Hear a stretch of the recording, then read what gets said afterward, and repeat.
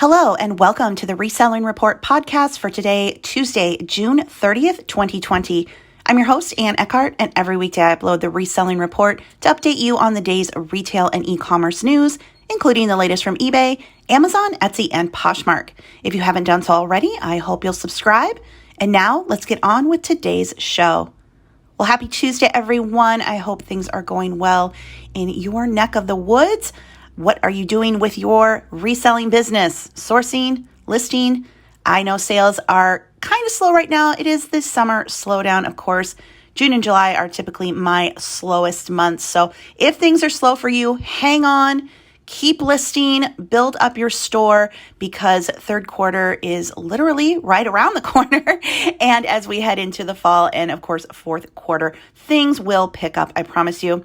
Just a note to let you know that the podcast is now available on Anchor, which is a podcast site. You can not only listen to podcasts there, but they also distribute to other sites. First episode, went up yesterday, same show that's on here. It was a bit of a mess. I'm new to the editing and figuring it out. So hopefully this episode will be better. So if you like to listen to podcasts on podcast sites, you'll be able to do so that way. So I will link Anchor below if you want to go over and check it out. Huge thank you to Denali over at El Ducho. She's the one who kind of kicked my butt and said, you need to do this. You need to get it over on a podcast site as well. So thank you to Denali for doing that, helping me with that because the goal is to make more money with this show, not only here on YouTube, but also on the podcast site. So the show will still be here on YouTube for those of you who like to listen to it here, but it will also be available on podcast sites as well. So you can go and check that out. And please be gentle because yesterday's editing was a mess. I tried to put in these interludes that they give you. They're like, put this little music in between your segments. And like most of them aren't playing. I'm thinking, what the heck? Or they don't play, or they do play after a long pause. And I'm thinking, oh boy, that sounds stupid. So hopefully today's show will be better. Let's get into the reselling sites themselves. We're going to start with eBay today. There is a new press release from eBay titled eBay Payments, where we're headed this summer and beyond. So managed payments are coming, folks. I know a lot of us got the email from eBay that we're going to be put into managed payments in July. I would strongly advise you, if you got that email, start the process of pre-registration now. I know people are, want to do it at the last minute, but here's why. I went ahead and just did the pre-registration because, why? I might as well just start it, right? And I'm glad I did because eBay came back to me and said, we can't verify your account. Now, in order to get paid, you're going to need to enter your checking account. So you get your checkout and you have your routing number and your account number. And this is the same account that I have registered on eBay and I have since I started selling in 2005. It's the same account I have over on PayPal, but yet eBay said we can't verify it. You need to upload a bank statement that shows the routing number and the account number of your checking account. So it's on your checks. Well, my bank statements don't have the routing number of my checks. So I downloaded a bank statement from my bank, just went online and downloaded it. You could also screenshot it and send a file that way on your phone if you have a paper copy. Didn't have the routing number. It had my account number because it's my account number. It had all my other stuff and they accepted that. So just to let you know, even if your account, and I have heard from some other people who have tried to go in and verify their account, the account that's already on eBay, it's not doing it unless you upload a bank statement.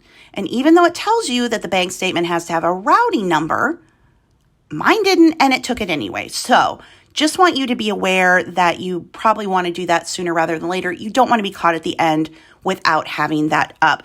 So now eBay has a press release. As I said, I'm going to go down to the section where it says, for sellers, managed payments is frictionless. It says a more streamlined, simple experience.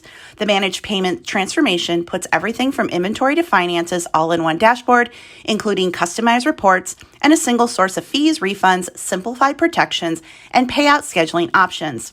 One place to sell and get paid. Payouts are consistently initiated to sellers' bank accounts within 2 business days of an order confirmation, no matter how the payer buys. It empowers sellers of all sizes to grow their businesses. new sellers and small businesses can turn their attention to growing their operations rather than devoting time and money to understanding how they'll receive payments. Sellers, especially small businesses and entrepreneurs that have fewer resources to navigate complicated payment structures, benefit from greater control over when they're getting paid. In addition, sellers can facilitate cross-border trade through the Global Shipping Program, which covers customs, taxes, imports, export fees. And finally, sellers save on transaction costs. No fees to third-party payment processors means most sellers see savings. And then for buyers, it says Managed Payments offers more ways to pay. A smooth, seamless transaction, no more headaches with multiple third-party providers, and payments processed off eBay, i.e. PayPal. Simple purchase with any payment method offered at checkout on eBay. And greater flexibility and choice. With more options for payment providers than ever, buyers can pay how they want, when they want. No problem if that's on mobile or using local currencies. Now, over on the e-commerce Bytes blog, they have a response article to this press release. Now, note, the e-commerce Bytes blog is the blog that was targeted by those 6 now fired and indicted eBay employees for cyber stalking. So just so you know, this is the site and the couple that were the victims of that harassment. But their latest post said, why the secrecy around eBay managed payment fees? eBay published a post this morning about managed payments. When it came to fees, it stated, for sellers, that means an end to third-party payment processing fees, since they'll only have to pay one final value fee for items sold, though the statement fails to mention the 30-cent per transaction fee eBay will charge sellers.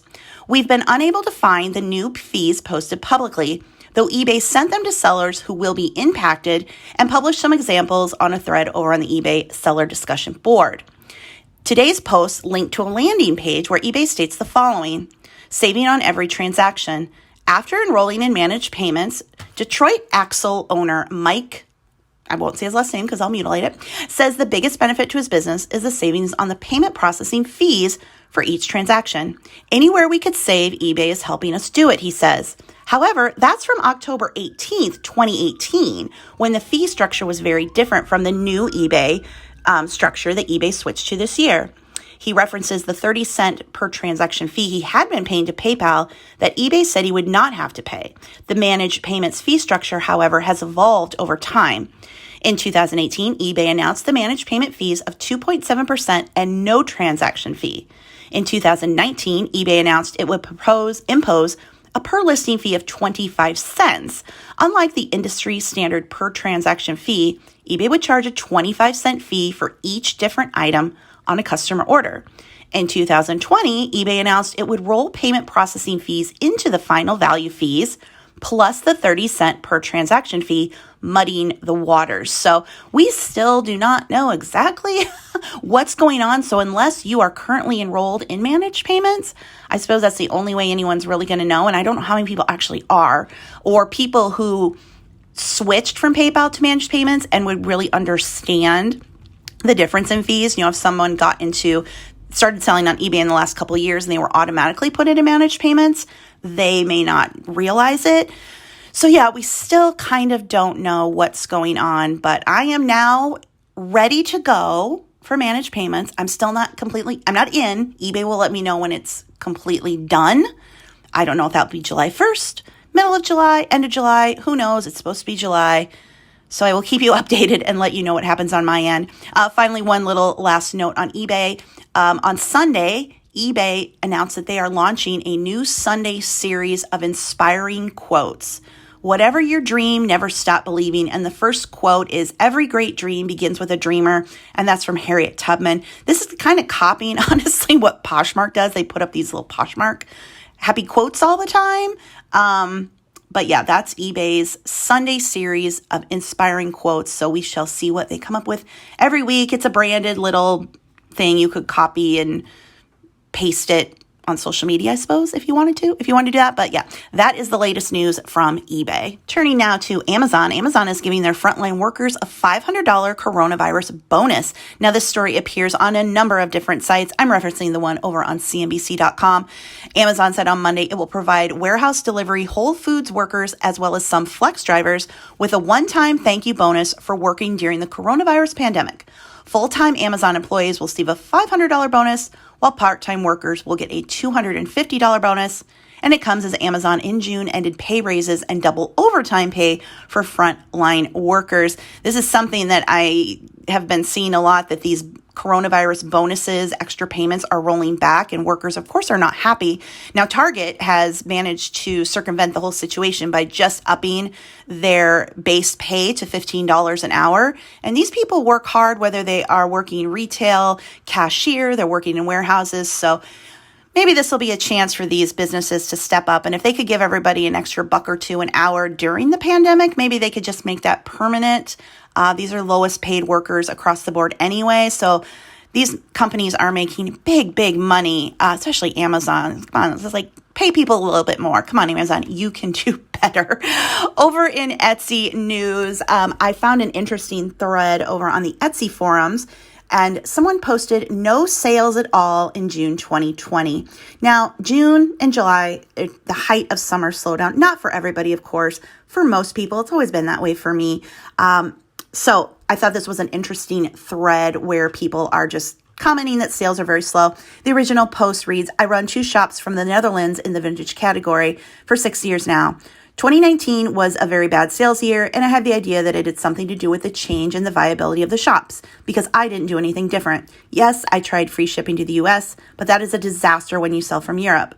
When COVID started, the sales were sky high, but since June 1st, I suddenly haven't sold anything. Of course, there could be a connection between the sales drop and the end of the lockdown in many countries, but I have an idea that something else is going on. Does anyone else have the same problem? And does someone have an explanation for the sales drop in June? And then there are a number of people who are commenting the same way, that Etsy is slow, but this is really across the board right now, like I said, with the summer slowdown. But I have been seeing a lot of vintage sellers say that Etsy has just been very slow the past year. Things have slowed down. They changed their algorithm, so that has affected things. And I think personally, from what I see, Etsy's really pivoting back to focused on handmade items. That's what they've really been promoting, of course, during the height of the pandemic. And that seems to be where their focus is. Now, of course, you can sell handmade, crafting supplies, and vintage on Etsy. I've seen a number of Etsy sellers in the vintage category move items over to eBay and have more success there. So it does make me wonder if overall Etsy is just kind of pivoting back to the handmade market. And if you do sell on Etsy and you have collectibles, vintage items, it might be worth, trying eBay now. eBay is much more active. It's a much larger site than Etsy. So if you're having trouble selling on Etsy, give another site a try. That's really the best advice I can give you. But let me know what you think. How are your Etsy sales going? And over on Poshmark, the only interesting news I could find was in the Poshmark Reddit thread. And this is a post titled, Items That I Would Be Buying Right Now to Flip on Posh. So let's get right into it. Many of you might know this already, but I just like sharing a lot of these and what I'm personally looking for. So these are items that are trending. So whether you do retail arbitrage, online arbitrage, thrifting, these might be some things that you might like to look for to sell on your reselling site. So chunky shoes are trending on Depop. Brands like Nike, New Balance with the average sale price of $60. Light jackets from brands Ralph Lauren and North Face. Quarter zips are trending. Brands include Ralph Lauren. Long sleeve casual shirts from brands Tommy Hilfiger, Aqua Skirt, and Levi's. Jean jackets from Lee Kasuchi. St. John's Bay. Well, that's interesting. Oh dear, another name I can't pronounce. Anyway, I always think denim jackets are good regardless of the brand. Cute crop tops from Brandy Melville, Princess Polly, and Ari. Colorful t-shirts from Comfort Colors, PacSun, Rolling Stones. Distressed jeans from BDG, American Eagle. Sandals from Tom's, Michael Kors, Birkenstock, and Pink. Shorts from Nike, Lululemon, and Adidas. Floral dresses from Lily Pulitzer and J. Crew. Skinny and slim jeans, these are trending on Poshmark, from Levi's, Hollister, and Guess. Work blazers trending on Poshmark, including brands from Dynamite. Who's wearing a work blazer in June? And fleece sweaters also trending on Poshmark from Patagonia and Aritzia. So just some ideas there of things that you might want to be on the lookout for that are trending right now for buyers. And finally, today, there's a story over on CNBC.com that I wanted to share with you titled Top CEOs See Business Impact from the Coronavirus Lingering Until at Least the End of 2021. The chief executives of the nation's biggest companies expect the business impact from the coronavirus to linger until at least the end of 2021. Nearly a third of them fear it could persist beyond that. In a second quarter report from the Business Roundtable, the corporate trade group said that a survey of its members, which include General Motors, Apple, and Johnson & Johnson, showed that a majority expect most business conditions to recover by the end of 2021. Side note, that's a year and a half away, so there's that. But significant doubt remains. 27% expect the recovery to stretch beyond next year.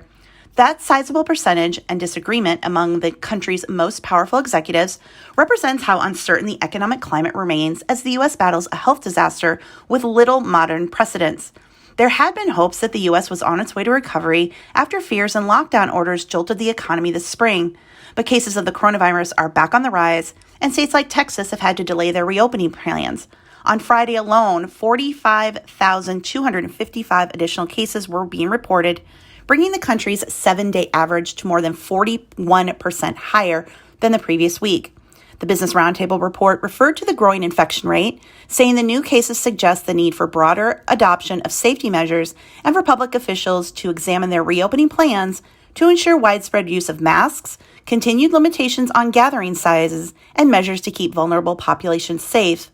In some cases, CEOs have acted before local governments, with companies such as Apple closing stores in hotspot states before being mandated to do so. Our battle against COVID-19 is far from over, and our top priority remains the health and safety of our employees, customers, and communities we serve, said Walmart CEO Doug McMillon. We urge lawmakers at the federal, state, and local levels to coordinate as much as possible to control further spread of the virus. The Business Roundtable CEO Economic Outlook Survey, a composite index of chief executive plans for capital spending and hiring over the next 6 months, fell to 34.3, its lowest reading since the second quarter of 2009, as the U.S. was struggling to recover from the global financial meltdown of the previous year. The record low with the index hit during the first quarter of 2009 is -5. The second quarter survey was conducted between June 1st and June 22nd. The U.S. officially entered the coronavirus recession in February of this year. The BTR report comes that the U.S. government is still crafting its economic response to the pandemic. Lawmakers have yet to act on a follow-up piece of major legislation to the $2 trillion CARES Act signed into law in March. While informal talks have already begun, they are expected to begin in more earnest in mid-July. On Monday, House Speaker Nancy Pelosi and Senate Minority Leader Chuck Schumer, the top Democrats in Congress, urged Republican-led Senate leadership to act quickly on legislation. They warned the nation has seen a dramatic surge in both cases and deaths caused by the coronavirus pandemic, and our economy is facing one of its greatest challenges since the Great Depression. Lobbyists have told CNBC that if the coronavirus infection rate continues to rise and the market shows signs of fear, they expect the Congress will need to shift its focus from initiatives aimed at broader recovery efforts to plugging economic holes as it did with the CARES Act. The Business Roundtable is among the corporate lobbying groups that have already made clear some of their priorities in that next legislative package. In a letter to House and Senate leadership in May, the group urged a back-to-work bonus that matches the $600 added unemployment benefit granted by the CARES Act, while some lawmakers have said disincentivize unemployed workers from returning to work.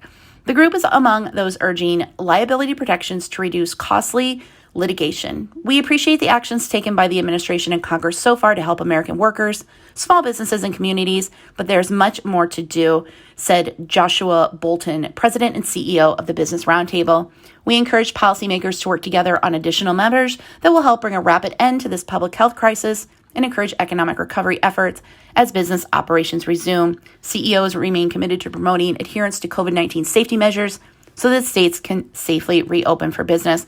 And I know that's something I've seen, and I know a lot of you have seen your areas that local stores and even national stores, depending on what area they're in, are either not open yet, open with reduced hours, or they tried to open, they closed again. So the coronavirus is surging, cases are surging, and hospitalizations are surging. So clearly something needs to be done. I don't care what side of the issue you're on, mask, no mask, masks are proven to work. social distancing, staying in your bubble, as they say, just stay with the people that you live with. Don't be out mixing with a bunch of other people because that's how the virus spreads. And if you do go out, wear a mask, especially indoors, and social distance. But as the virus continues to go up here in America and surge and spread, that of course is going to affect retail and the economy. And for those of us who are resellers, it will affect us, whether you think it will or not. It's a trickle-down effect. So even if you're selling part-time out of a spare room, it trickles down and can affect you as well. So not good news, I don't think, anywhere in the world with the coronavirus, but certainly not here in America, not only on a health level, but also an economic level as well. And that's a wrap on today's show. If you liked it, please be sure to give it a thumbs up and leave me a comment. Check out the show notes below the video to links to the articles I referenced. And if you want to learn how to make money on eBay and YouTube the way I do, check out my books, which are in my Amazon store. That's the first link below the video. Thank you so much for listening. I will talk to you again tomorrow. Have a great day. Bye.